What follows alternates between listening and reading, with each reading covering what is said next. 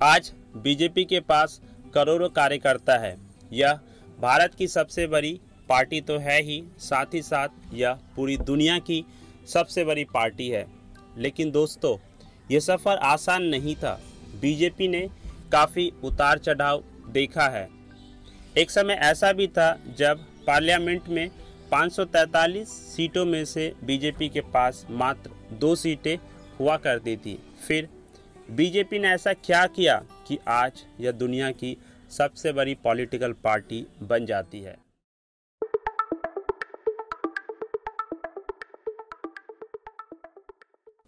साल था 1947, जब भारत को अंग्रेजों से आज़ादी मिली। एक तरफ हमने अंग्रेजों को हराया तो वहीं दूसरी तरफ हमारे ही देश में कई सारी समस्याएं खड़ी हो जाती है। ना चाहते हुए भी भारत के 2 टुकड़े हो जाते हैं, इंडिया और पाकिस्तान। आज़ादी के बाद कई जगहों पर हिंदू मुस्लिम दंगे शुरू हो जाते हैं, खास करके पूर्वी पाकिस्तान, जिसे आज हम बांग्लादेश के नाम से जानते हैं। वहाँ पर हिंदुओं के साथ काफ़ी अत्याचार हुआ। कुछ अनुमानों के मुताबिक तकरीबन 10 लाख से ज़्यादा हिंदू पूर्वी पाकिस्तान से बॉर्डर पार करके इंडिया आते हैं, तो वहीं दूसरी तरफ लाखों की संख्या में मुस्लिम भारत को छोड़कर पाकिस्तान चले गए। चाहे अल्पसंख्यक हिंदू हो या मुस्लिम, लाखों की संख्या में दोनों तरफ से जाने गई। महिलाओं से बलात्कार की कई घटनाएं सामने भी आई। इन्हीं सारी समस्याओं को सुलझाने के लिए भारत के प्रधानमंत्री जवाहरलाल नेहरू और पाकिस्तान के प्रधानमंत्री लियाकत अली खान के बीच तकरीबन 1 हफ्ते तक दिल्ली में एक मीटिंग चलती है, जिसे नेहरू लियाकत पैक्ट के नाम से भी जाना जाता है। उस समय नेहरू के मंत्रिमंडल में एक श्यामा प्रसाद मुखर्जी नाम के पॉलिटिशियन थे, जो कि इंडस्ट्री और सप्लाई के मंत्री थे। उन्होंने नेहरू लियाकत पैक्ट का काफ़ी विरोध किए और वे चाहते थे कि भारत के प्रधानमंत्री पाकिस्तान के खिलाफ कोई सख्त एक्शन ले।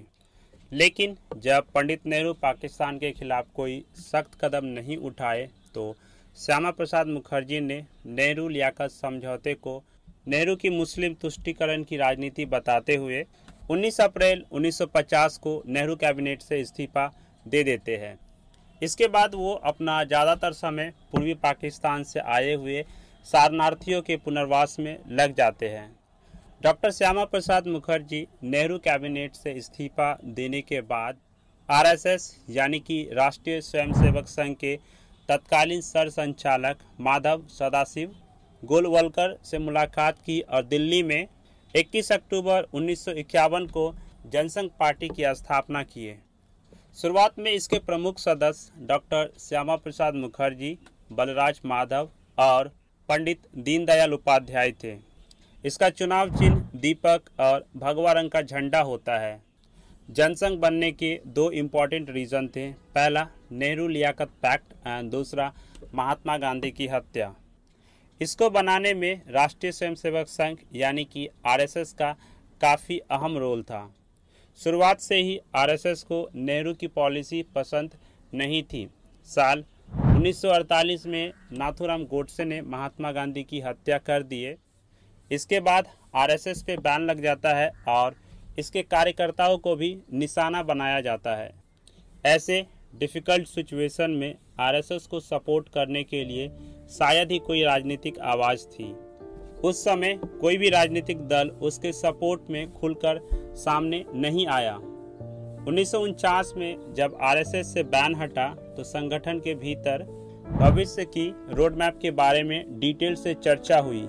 तो आरएसएस ने महसूस किया कि उसके एजेंडे को आगे बढ़ाने के लिए पार्लियामेंट में एक राजनीतिक पार्टी का होना बहुत ज़रूरी है। संघ का एक वर्ग चाहता था कि वो सीधे राजनीति में आए, लेकिन कई स्तरों पर चर्चा करने के बाद एक ऐसे राजनीतिक पार्टी बनाने का कोशिश किया गया जो राष्ट्रीय विचारधारा की राजनीति पर एक सार्वजनिक जीवन में भारतीय प्रतिमानों को स्थापित कर सके। और दोस्तों, इस तरह कांग्रेस के अल्टरनेटिव के रूप में जनसंघ पार्टी का गठन हुआ। जनसंघ ने अपनी पहली चुनाव 1952 के लोकसभा इलेक्शन में लड़ी, जिसमें ये 94 सीटों पर चुनाव लड़ती है, लेकिन उसे मात्र 3 सीटों पर ही जीत मिली। 2 सीटें पश्चिम बंगाल से और 1 राजस्थान से। पश्चिम बंगाल के कोलकाता दक्षिण पूर्व सीट से श्यामा प्रसाद मुखर्जी, मिदनापुर झारग्राम सीट से दुर्गा प्रसाद बनर्जी और राजस्थान के चित्तौड़गढ़ से उमाशंकर त्रिवेदी जीतते हैं। जनसंघ के मुख्य मुद्दे स्वदेशी को बढ़ावा देना, गौ हत्या पे रोक, पाकिस्तान पे सख्त नीति, भारतीय भाषाओं को आगे बढ़ाना और जम्मू कश्मीर को भारत का अभिन्न अंग बनाना। उस समय जम्मू कश्मीर को स्पेशल स्टेट का दर्जा मिला हुआ था। वहाँ के संविधान अलग होते थे। अगर किसी को जम्मू कश्मीर जाना है तो सबसे पहले उसे वहाँ के लोकल गवर्नमेंट से परमिशन लेना पड़ता था। तब वहाँ मुख्यमंत्री का पोस्ट नहीं होता था बल्कि प्रधानमंत्री का। लेकिन डॉक्टर श्यामा प्रसाद मुखर्जी का साफ साफ मानना था कि जम्मू कश्मीर भी भारत के अन्य राज्यों जैसा ही है। इसके स्पेशल स्टेट की दर्जे से राष्ट्रीय एकता कमजोर हो जाएगी। इसीलिए वो नहीं चाहते थे कि जम्मू कश्मीर को स्पेशल स्टेट का दर्जा मिलता रहे। उनका तो साफ साफ कहना था कि एक देश में 2 विधान, 2 प्रधान और 2 निशान नहीं चलेंगे। उन्होंने इन नीतियों का विरोध प्रदर्शन करने के लिए एक बड़े आंदोलन की शुरुआत कर देते हैं और वो 8 मई 1953 को बिना किसी परमिशन के जम्मू कश्मीर चले जाते हैं। लेकिन शेख अब्दुल्ला सरकार ने 3 दिन बाद ही बिना परमिट जम्मू कश्मीर आने के लिए उन्हें अरेस्ट कर लेते हैं। अरेस्ट के ठीक 40 दिन बाद श्यामा प्रसाद मुखर्जी की रहस्यमय परिस्थितियों में मृत्यु हो जाती है। इनके मृत्यु के बाद पंडित दीनदयाल उपाध्याय, अटल बिहारी वाजपेयी और लाल कृष्ण आडवाणी ने जनसंघ की कमान संभाली। 70 के दशक में भारतीय राजनीति में काफ़ी उथल पुथल मची हुई थी। प्रधानमंत्री इंदिरा गांधी 1975 में इमरजेंसी लगा के लोकतंत्र की हत्या कर देती है। अपोजिशन पार्टी के सारे नेताओं को जेल में डाल दिया गया और प्रेस की आवाज़ पूरी तरीके से बंद कर दी जाती है। लेकिन 1977 में जब इमरजेंसी हटी तो फिर से लोकसभा चुनाव का आयोजन हुआ। सारे अपोजिशन पार्टी के नेता अपने आपसी मतभेदों को भुलाकर कांग्रेस को हराने के लिए एक साथ आते हैं और एक नई पार्टी का गठन करते हैं जिसका नाम होता है जनता दल। जनता दल में जनसंघ का भी मर्ज हो जाता है। 1977 के चुनाव में जनता पार्टी की जीत होती है, वहीं कांग्रेस और इंदिरा गांधी की करारी हार।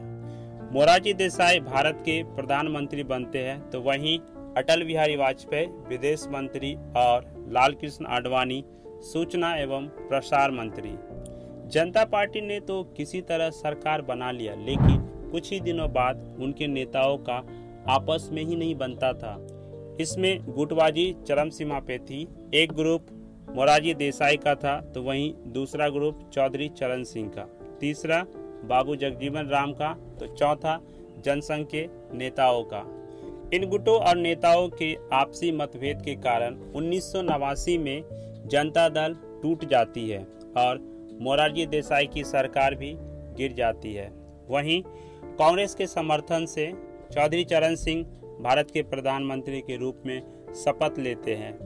अब आती है 1980 की लोकसभा इलेक्शन, जिसमें जनता पार्टी को करारी हार मिली।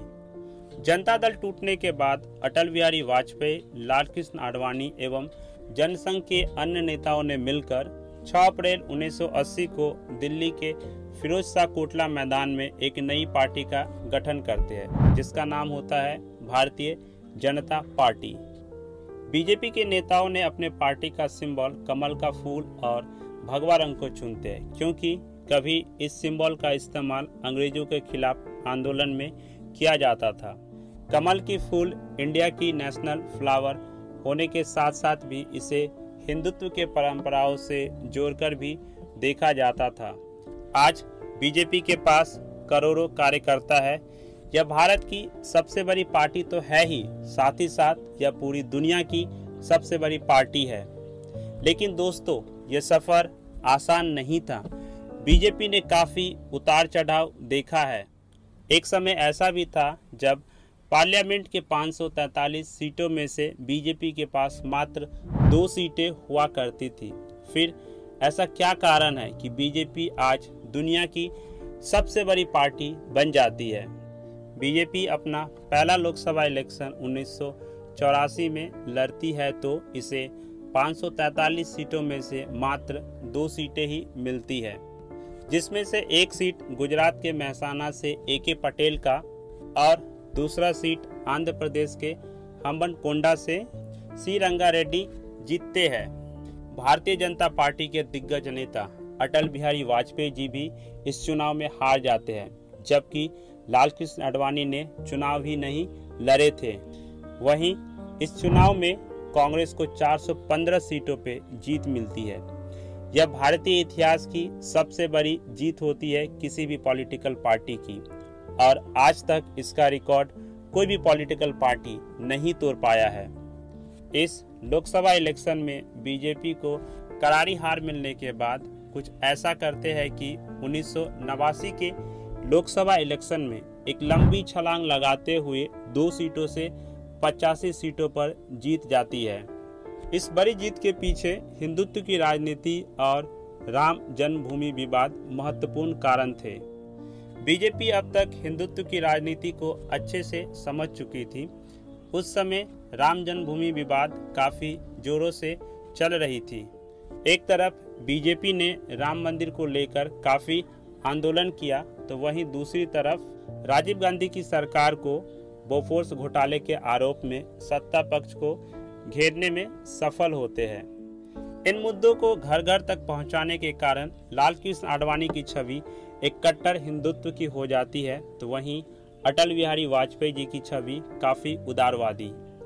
अटल जी के बारे में अपोजिशन पार्टी के नेता अक्सर कहा करते थे कि एक सही आदमी एक गलत पार्टी में है। अटल आडवाणी बीजेपी की 2 सबसे बड़ी ताकत थी।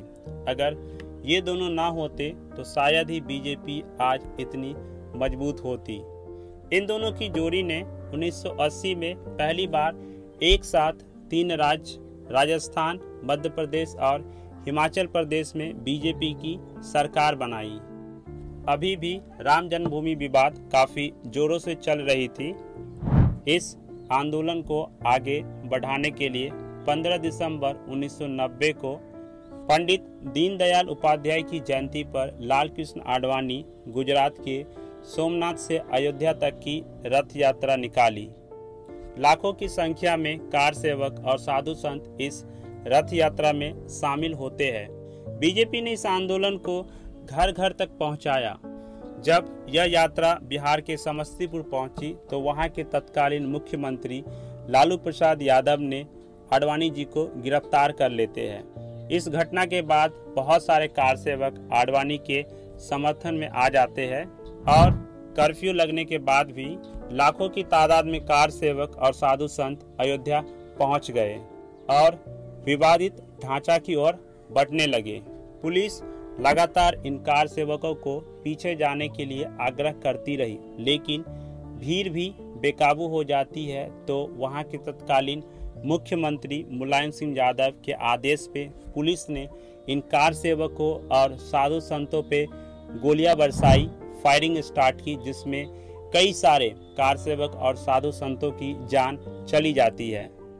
राम मंदिर आंदोलन से बीजेपी का ग्राफ लगातार बढ़ता गया और बाबरी मस्जिद गिरने के बाद भारतीय जनता पार्टी कई राज्यों में एक मजबूत पार्टी के रूप में उभरा। अटल आडवाणी की जोड़ी ने बीजेपी को बूथ लेवल तक मजबूत किए।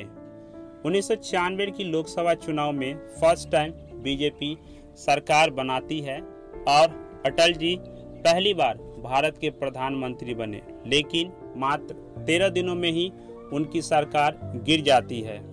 सरकार गिरने के बाद उन्होंने एक ऐसा भाषण दिया जिसे सदियों तक याद रखा जाएगा। उन्होंने कहा कि सरकारें आएगी जाएगी, पार्टियां बनेगी बिखरेगी, लेकिन ये देश रहना चाहिए, देश का लोकतंत्र रहना चाहिए। उस समय की राजनीति बहुत ही अच्छी थी। पक्ष और विपक्ष दोनों एक दूसरे का सम्मान करते थे। आज की तरह नहीं कि विपक्षी पार्टी के नेताओं को उनकी आवाज बंद करके उन्हें जेल में डाल देना। अटल जी 1998 में एक बार फिर से भारत के प्रधानमंत्री बने, लेकिन इस बार मात्र 13 महीने तक ही प्रधानमंत्री बने रहे। मई 1998 में एनडीए यानी कि नेशनल डेमोक्रेटिक अलायंस का गठन हो चुका था और 1999 में भाजपा अपने एनडीए सहयोगियों के साथ सरकार बनाने में सफल होती है। तीसरी बार अटल जी भारत के प्रधानमंत्री के रूप में शपथ लेते हैं और उनका यह कार्यकाल 1999 से 2004 तक चला। वाजपेयी जी के समय में भारत ने काफ़ी तरक्की की, लेकिन एक ऐसी घटना भी घटी जिसे कभी भुलाया नहीं जा सकता। यह घटना थी गुजरात दंगा। यह उसी समय की घटना है जब भारत के प्रधानमंत्री अटल बिहारी वाजपेयी थे और गुजरात के मुख्यमंत्री नरेंद्र मोदी। इस दंगे में कई हिंदुओं का जान तो गया ही, साथ ही साथ हजारों मुस्लिम को निशाना बनाया गया। इस घटना के बाद समय आ चुकी थी 2004, जहां फिर से बीजेपी और कांग्रेस एक दूसरे के आमने सामने थे 2004 के लोकसभा इलेक्शन के लिए। बीजेपी ने इंडिया साइनिंग का नारा दिया, लेकिन हार जाती है। वहीं दूसरी तरफ कांग्रेस अपने पॉलिटिकल अलायंस के साथ मिलकर सरकार बनाने में सफल रहती है। इस चुनाव के बाद अटल आडवाणी का दौर धीरे धीरे खत्म होने लगा। वाजपेयी जी अपने हेल्थ और बढ़ती उम्र के कारण अब पॉलिटिक्स में ज्यादा एक्टिव नहीं रहते थे। लाल कृष्ण आडवाणी के नेतृत्व में बीजेपी ने 2009 का चुनाव लड़ा, लेकिन वहां भी बीजेपी को कांग्रेस से करारी हार मिलती है और इस हार के बाद बीजेपी में आडवाणी की स्थिति धीरे धीरे कमजोर होने लगी। 2014 में बीजेपी के अध्यक्ष राजनाथ सिंह बनते हैं। उनके लिए सबसे बड़ी चुनौती ये थी कि बीजेपी का अगला प्राइम मिनिस्टर कैंडिडेट की घोषणा करना। उस समय बीजेपी में कई नाम थे प्राइम मिनिस्टर कैंडिडेट के रूप में, जिसमें से एक नाम नरेंद्र मोदी का भी था।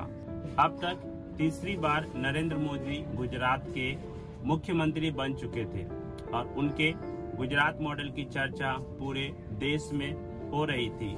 बीजेपी के तरफ से राजनाथ सिंह की अध्यक्षता में नरेंद्र मोदी बीजेपी का प्राइम मिनिस्टर कैंडिडेट के रूप में चुने जाते हैं, लेकिन पार्टी के कुछ सीनियर नेताओं को ये बात बिल्कुल पसंद नहीं थी और लाल कृष्ण आडवाणी ने तो खुलकर इसका विरोध किए।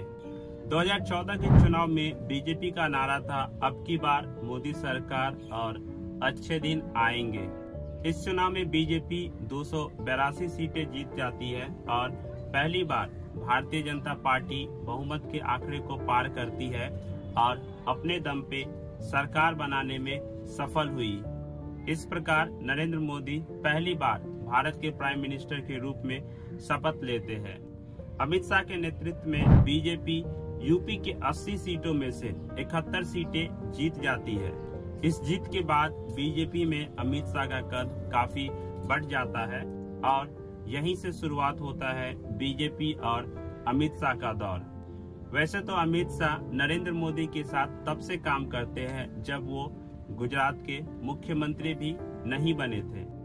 दोनों ने मिलकर बीजेपी को काफी मजबूत किए। 2017 में भारतीय जनता पार्टी 19 राज्यों में अपने दम पे और सहयोगियों के दम पे सरकार चला रही थी।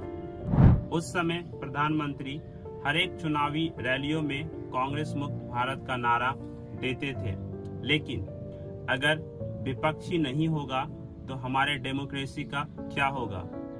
इस समय तक विपक्षी पार्टी काफी कमजोर हो चुकी थी, जिसका फायदा 2019 के लोकसभा इलेक्शन में नजर आया।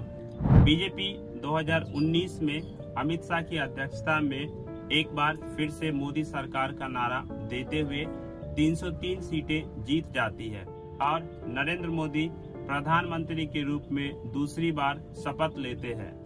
2019 की जीत बीजेपी की सबसे बड़ी जीत थी। इस तरह से बीजेपी ने 2 सीटों से 303 सीटों तक का सफर तय किया। इस समय बीजेपी का ग्राफ काफी ऊपर था। यह न केवल भारत की बल्कि पूरे वर्ल्ड की सबसे बड़ी पॉलिटिकल पार्टी बन जाती है। पिछले 10 साल 2014 से लेकर 2024 तक विपक्षी पार्टी लगातार कमजोर होती गई।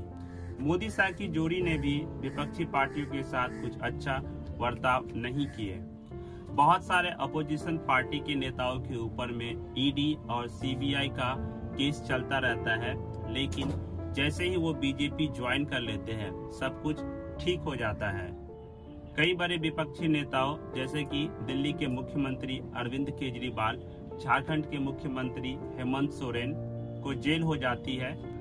इसी समय गोदी मीडिया का दौर भी चालू हो चुका था और अंततः कांग्रेस पार्टी का बैंक अकाउंट भी फ्रीज कर दिया जाता है।